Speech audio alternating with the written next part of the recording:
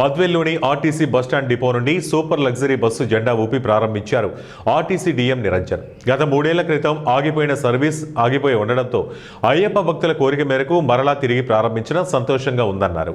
పలువురు అయ్యప్ప మాలదారులు మాట్లాడుతూ తాము అనేక వ్యయ ప్రయాసాలు కోర్చి ఇతర ప్రాంతాలకు వెళ్లి అక్కడి నుండి శబరిమలకు వెళ్లాల్సి వచ్చేదని, కానీ ఇప్పుడు స్థానికంగా బద్వేలు నుంచే డైరెక్ట్గా శబరిమల యాత్రకు వెళ్లడం ఎంతో సంతోషంగా ఉందని, దీనివల్ల తమకు డబ్బులు మరియు సమయం ఆదా అవుతున్నాయని తెలిపారు. మొత్తం 36 సీట్లకు గాను 36 పూర్తి 36 మంది ప్రయాణికులతో బస్సు నిండింది. అనంతరం ఆర్టీసీ డీఎం మాట్లాడుతూ నాడు ఏపీఎస్ఆర్టీసీ బద్వేలు డిపో నుండి సూపర్ లగ్జరీ బస్సు శబరిమల యాత్రకు బయలుదేరింది. బద్వేలు మరియు పరిసర ప్రాంత అయ్యప్ప భక్తులకు మరిన్ని బస్సులను సమకూర్చగలమని, అతి తక్కువ ఛార్జీలతో 7 మందికి ఉచిత ప్రయాణం అందించబడుతుందన్నారు.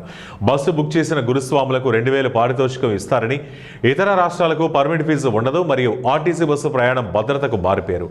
అత్యంత ఆధునిక BS6 బస్సులు శబరిమల యాత్రకు సిద్ధంగా ఉన్నాయన్నారు.